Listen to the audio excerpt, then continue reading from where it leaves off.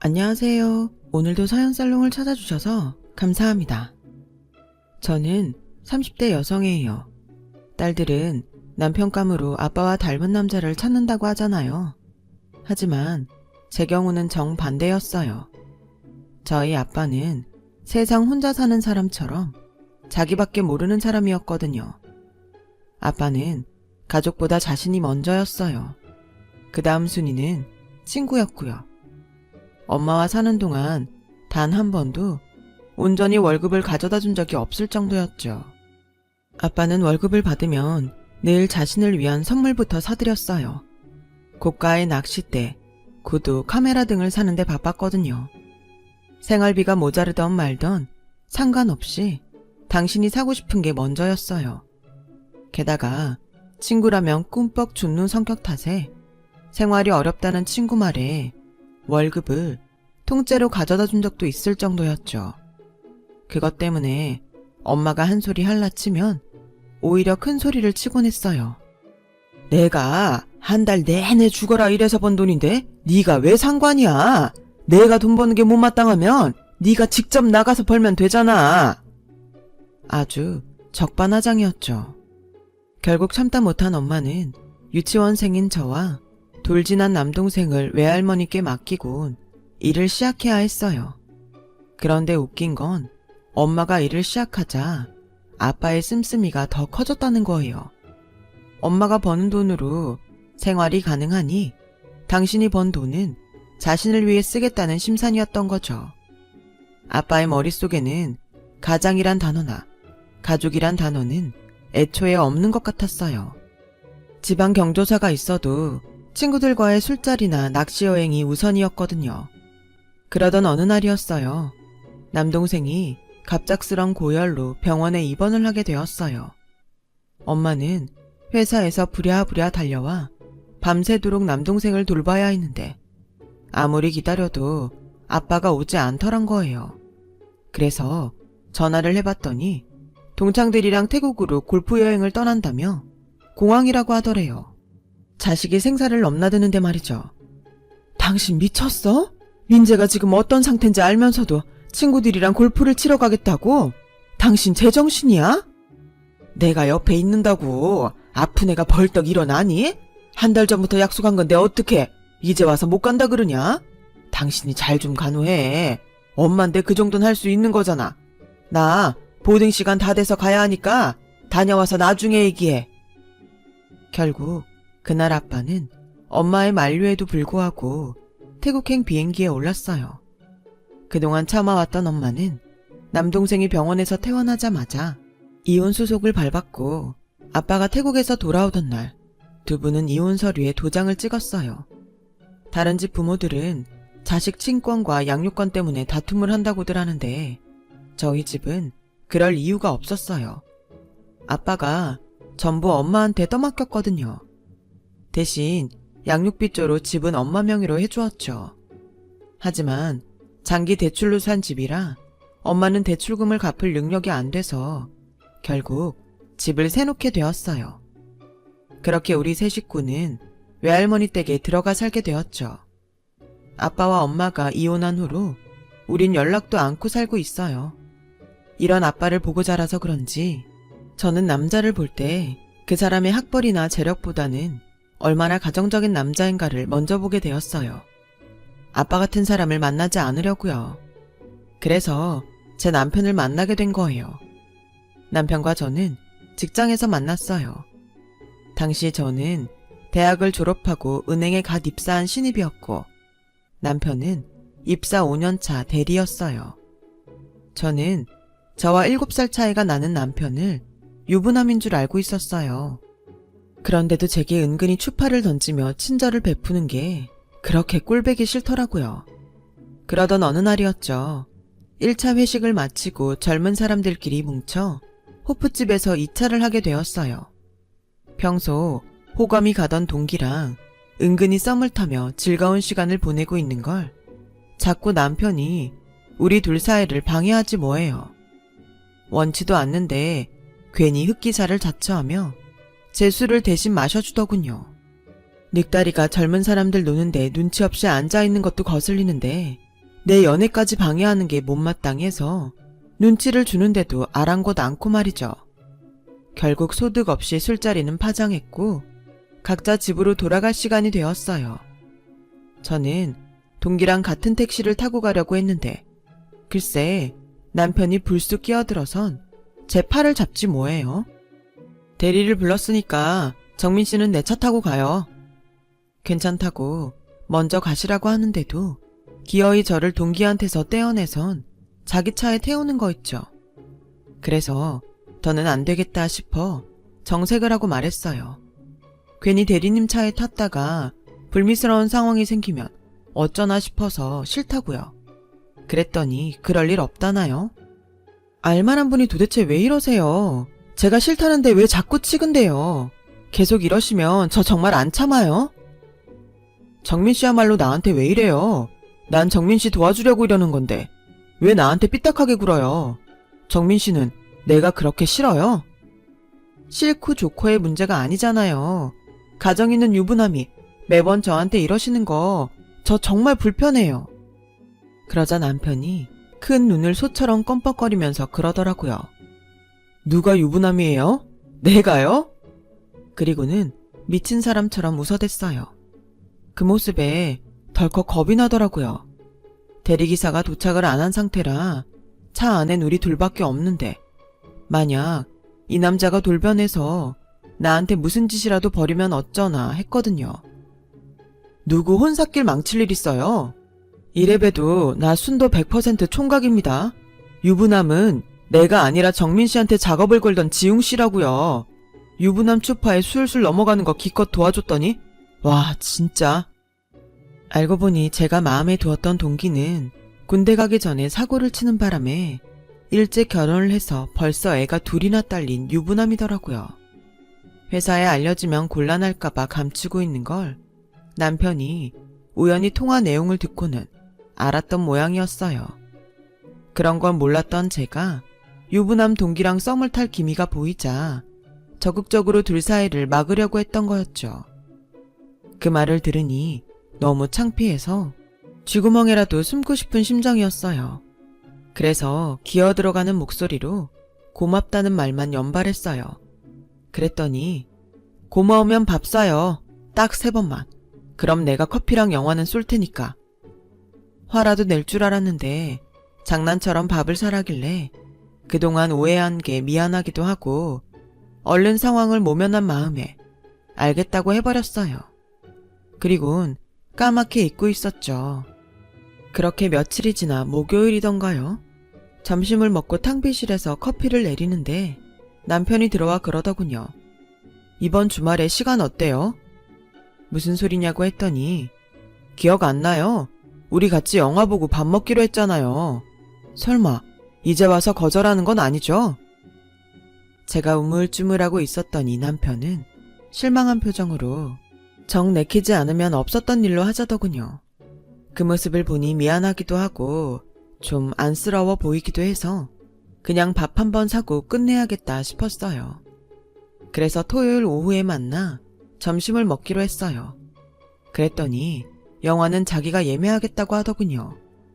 좋아하는 장르가 뭐냐고 해서 대충 다 좋아한다고 해버렸어요.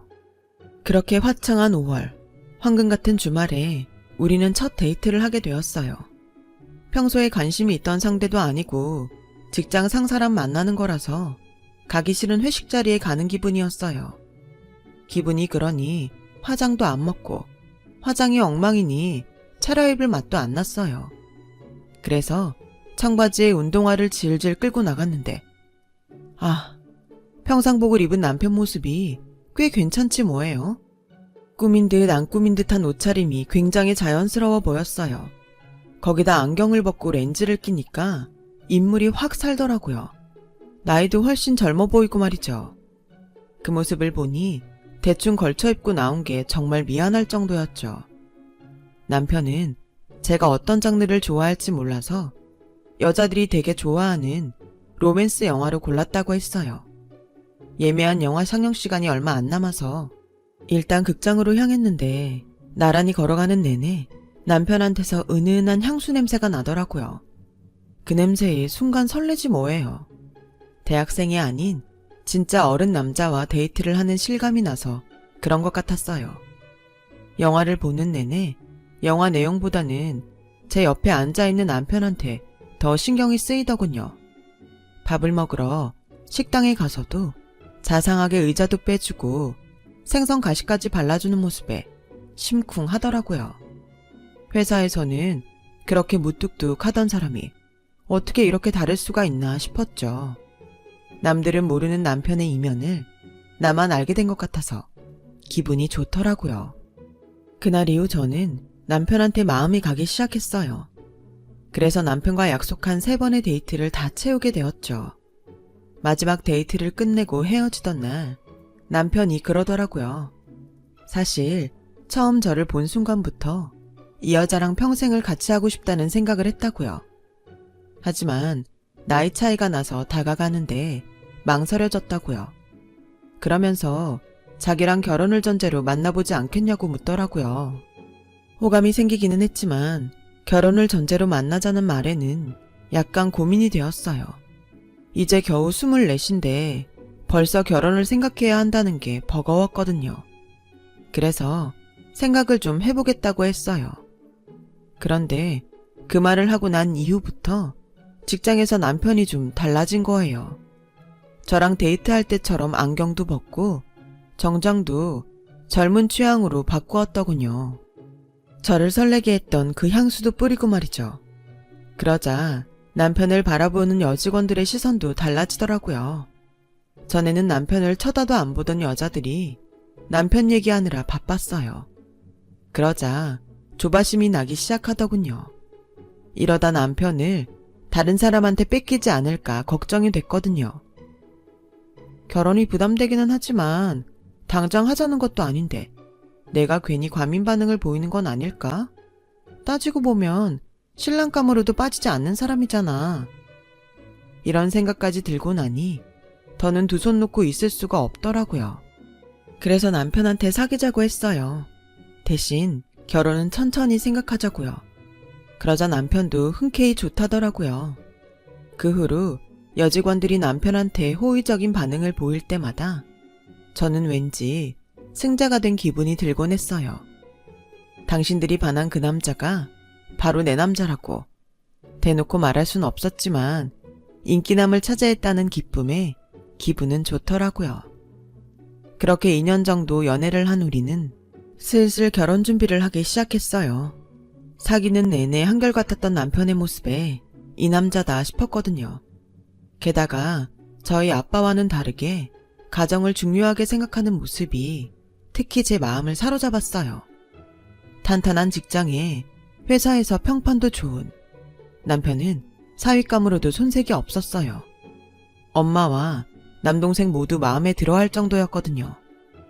연애를 하던 때부터 시댁에 자주 왕래를 해온 덕에 시집 식구들도 저를 반겨주었죠. 결혼을 하기로 결정한 이후로는 정말 시간이 눈코 뜰 새 없이 바쁘게 흘러갔어요. 거짓말 조금 보태서 정신을 차려보니 신혼여행을 와 있더라고요. 이국적인 분위기가 물씬 풍기는 고급 리조트에서 사랑하는 사람과 일몰을 바라보며 칵테일을 마시고 있노라니 그제야 신혼여행에 온 실감이 났어요. 그곳에서 보낸 6박 7일은 인생에서 가장 행복한 순간이었던 것 같아요. 하지만 꿈이 영원할 수 없는 것처럼 인천공항에 도착한 순간부터 현실이 펼쳐지고 말았어요. 먼저 시댁에 가서 인사를 드리고 친정에서 하룻밤을 자기로 했는데 글쎄 남편이 과음을 하는 바람에 시댁에서 잠이 들어버렸지 뭐예요. 그렇다고 남편을 두고 저만 친정에 갈 수 없어서 할 수 없이 첫날을 시댁에서 보내게 되었어요. 이바지 음식까지 준비해놓고 기다리던 엄마와 남동생은 무척 아쉬워했죠.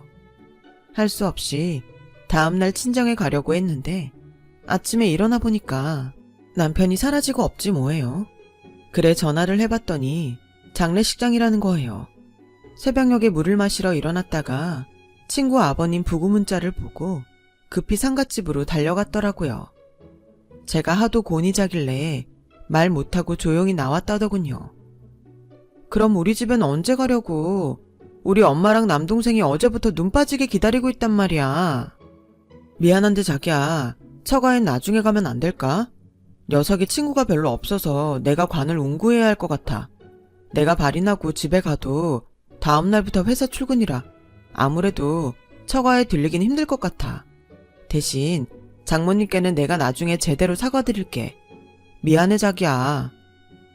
화가 나긴 했지만 장례식장에서 나를 세고 있는 남편한테 화를 내봐야 소용없을 것 같아서 알겠다고 했어요. 엄마한테 그 얘기를 했더니 엄마는 오히려 사위 걱정을 하시더라고요.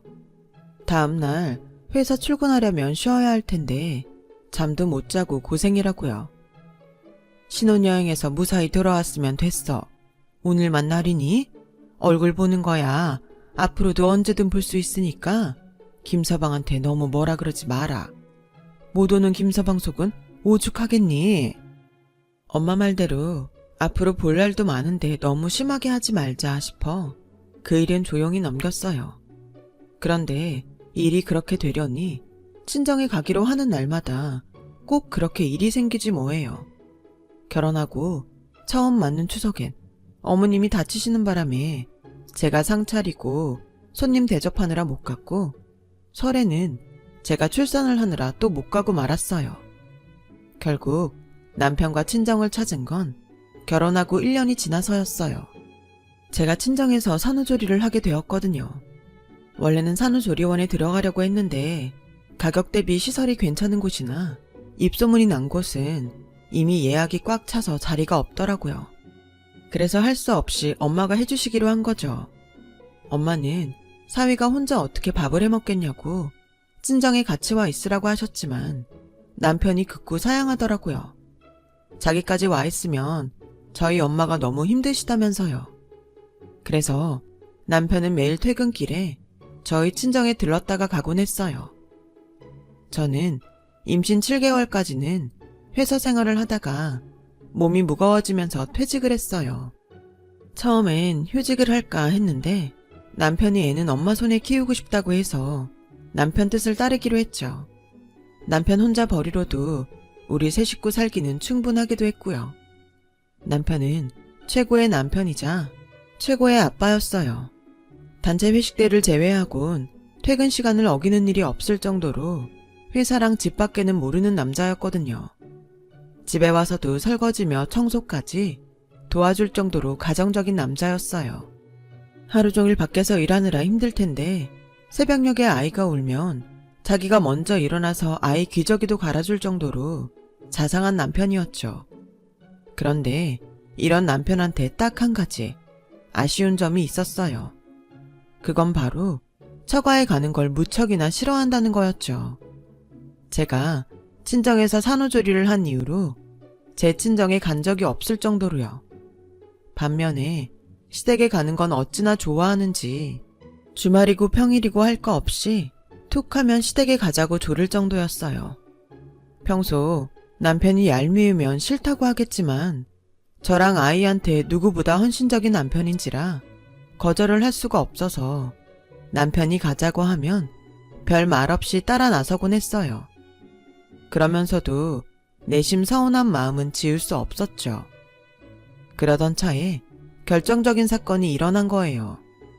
저희 엄마가 남동생 결혼을 앞두고 오랜만에 온 가족이 모여서 밥이라도 먹자고 집으로 부르셨는데 글쎄 남편이 안 가겠다고 버티지 뭐예요. 자기야, 가서 밥만 먹고 오는 건데 뭐가 어렵다고 그래. 지난 설이랑 추석에도 우리 집엔 못 갔잖아. 그러니까 이럴 때라도 한번 가야지. 아니, 결혼식 때 볼 텐데 뭐하러 가냐고. 나 정말 피곤해서 그래. 가고 싶으면 다름이 데리고 당신이나 갔다 와. 어차피 장모님이 다름이랑 당신이 보고 싶어서 그러시는 거지. 나 보자고 오라는 거 아니잖아. 암튼 난 피곤해서 한숨 자야겠으니까 갈 거면 당신이나 갔다 와. 평소엔 낮잠 한번 안 자던 사람이 기어이 침대로 올라가 이불을 뒤집어 쓰고는 꿈쩍도 안 했어요. 순간 속에서 천불이 일었어요. 누구는 지금껏 시댁이 편해서 매번 갔는 줄 알아? 나도 싫고 불편해. 그래도 며느리 된 도리라 생각하고 참고 갔던 거라고. 근데 어쩜 당신은 그 하루를 못 참겠다고 이러냐? 내가 이틀을 가재 일주일을 가재 고작 몇 시간 앉아있다 오는 건데 그게 그렇게 못할 짓이냐고. 좋아. 그럼 앞으로는 나도 자기네 집에 안 갈 거야. 그래도 되는 거지? 그러자 남편이 이불을 박차고 나와 불같이 화를 내더라고요. 야, 정신 차려. 넌 출가 외인이야. 넌 이제 니네 친정 사람이 아니라 우리 집 사람이라고. 죽으면 우리 집안 선산에 묻힐 거면서 우리 집에 안 가는 게 말이 되니? 너 나랑 결혼할 때 뭐라 그랬어? 내가 가족을 개똥같이 아는 니네 친정 아빠랑 달라서 좋다며? 가정적인 남자가 이상형이라며. 그래서 니 좋다는 대로 해줬잖아. 근데 뭐가 그렇게 불만이야? 솔직히 장모님이 우릴 부른 속셈을 내가 모를까봐 그래?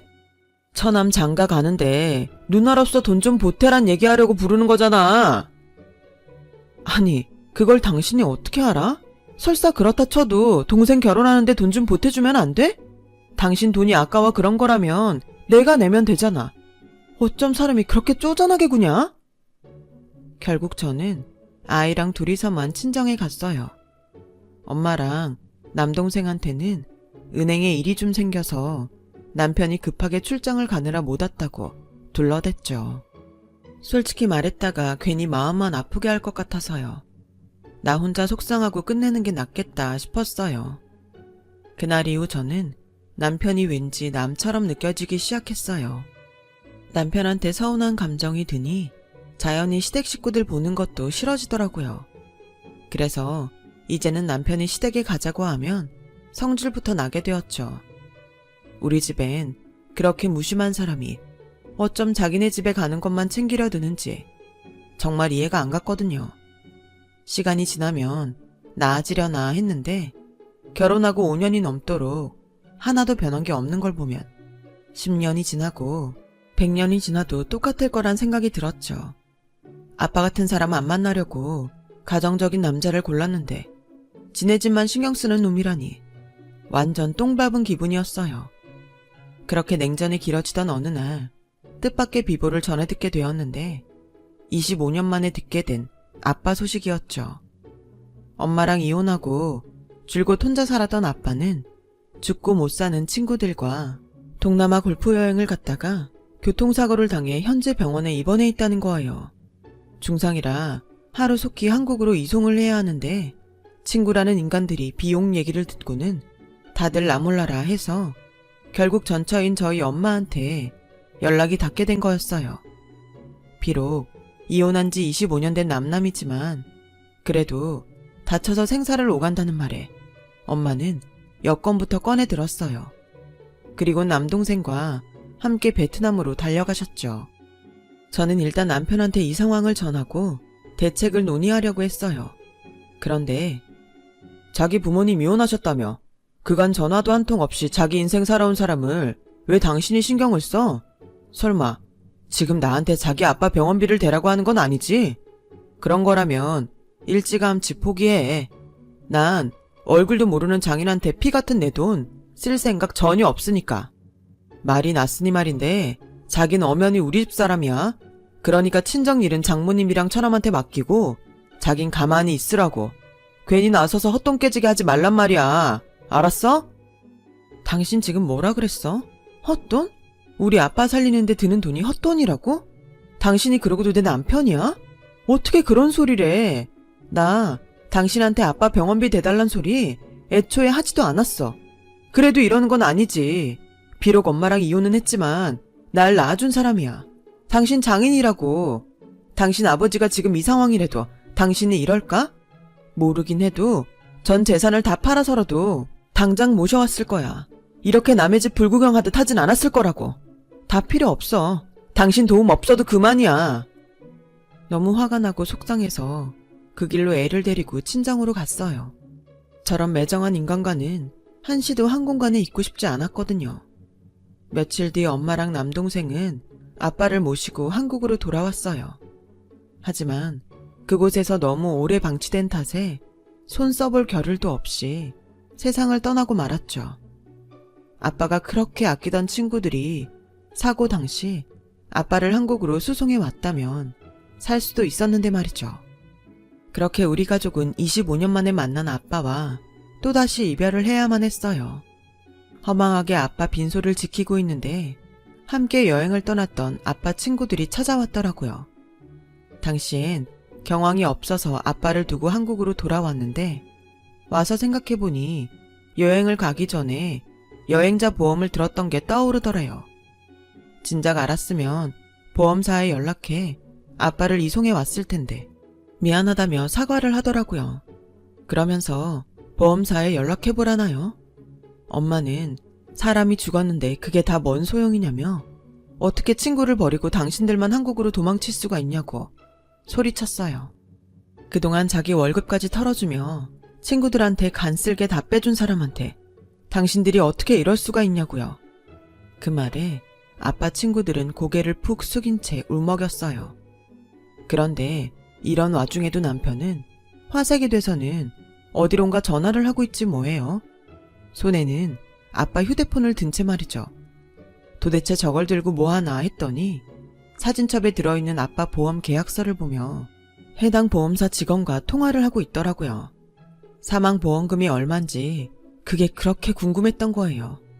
통화를 마친 남편은 활짝 웃으며 소리 죽여 말하더군요. 아버님 재혼 안 하신 거 확실하지? 잘 들어.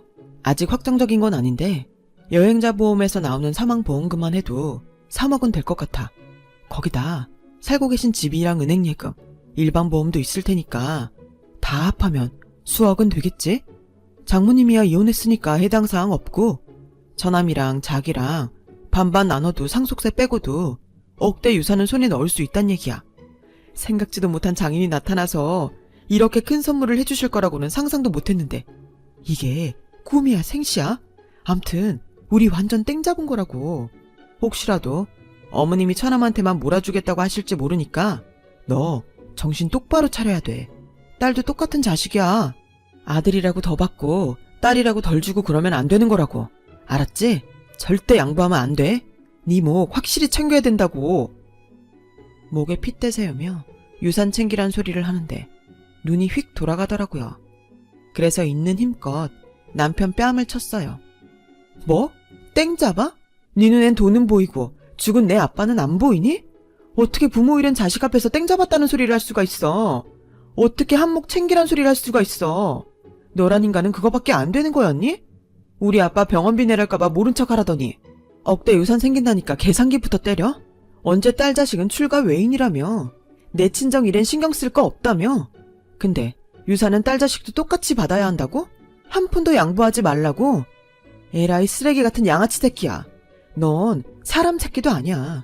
짐승만도 못한 쓰레기 같은 놈이라고. 당장 사라져. 여기서 나가라고. 쓰레기든 뭐든 상관없어. 난 돈만 손에 넣을 수 있으면 되니까. 처남, 딴 건 몰라도 아버님 유산은 아들 딸 구분 없이 줘야 되는 거 알지? 딸이라고 차별하면 나 정말 처남한테 소송 걸지도 몰라. 그때였어요. 엄마가 식당에서 국자를 들고 나와 남편을 때리기 시작했어요. 그래 이놈아. 이게 바로 네 장인이 네 놈한테 남겨주는 유산이다. 그동안 처가엔 발도 안 들이던 놈이 돈 냄새 맡으니까 처갓집 개처럼 찢어대는구나. 돈이 그렇게 좋으면 실컷 맞아라. 내가 오늘 깽값을 물어주는 한이 있어도 네 놈 주둥이는 박살을 내놓을 참이다. 엄마는 그동안 참아왔던 울분을 국자에 담아 사위한테 내리쳤어요. 이참에 확실히 들어라. 나는 더는 네 장모 안 할란다. 내 딸 니네 집 귀신 만들기 싫어서 네 놈이랑 이혼시킬 테니까 다시는 내 앞에 얼씬도 말고 내 자식 앞에도 절대 나타나지 마. 안 그랬다간 이 국자로 정신교육 다시 받을 줄 알아. 결국 남편은 엄마의 국자를 피해 장례식장 밖으로 달려나갔어요. 국자에서 흐르는 시뻘건 육개장 국물을 잔뜩 뒤집어 쓴 채 말이죠. 아빠의 장례식이 끝난 어느 날 결국 저는 남편과 이혼을 했어요. 남편은 내 가족만큼은 깰 수 없다며 울고 불고 저를 붙잡았지만 이미 마음이 식어버린 저는 소송까지 불사하겠다고 엄포를 놓았어요. 변호사 사무실을 찾아다니며 상담을 받던 남편은 소송까지 갈 경우 자신이 불리하다는 얘기를 들었는지 얼마 뒤 순순히 이혼 서류에 도장을 찍었어요. 가족밖에 모르던 남편은 그렇게 자신이 가장 소중히 여기던 가정을 지 손으로 박살을 내고 만 거죠. 양육권은 제가 가졌고 남편은 아이가 성인이 될 때까지 제게 양육비를 지불하기로 합의했어요. 대신 한 달에 한 번씩 남편이 원하는 날에 아이를 볼 수 있게 해주었죠. 저야 남편과 남이 될 수 있지만 자식은 부모와 남이 될 수 없으니까요. 우리 가족을 버리고 떠났던 아빠는 엄마와 우리 남매한테 7억이 넘는 이별 선물을 남기고 가셨어요. 그렇게 죽고 못 살던 친구들한테 버림받고 자신이 버렸던 가족 품에서 생을 마감하더니 아빠의 인생도 참 아이러니하네요. 이렇게 인생 마무리하지 않으려면 정말 소중한 게 뭔지 잘 판단하며 현명하게 살아야 할 것 같습니다. 한 번뿐인 인생 하고픈 거 하며 산다고 할 수 있지만 정말 내 인생이 소중하다면 다시 한번 생각하고 해야 할 일들도 많은 것 같아요. 지금까지 제 사연을 들어주셔서 감사드려요. 항상 건강 조심하시고 행복한 하루하루 살아가시길 바랍니다. 여러분, 사연 댓글에 응원과 현명한 조언 부탁드려요. 좋아요와 구독은 저에게 큰 힘이 됩니다. 오늘도 좋은 일 가득하세요.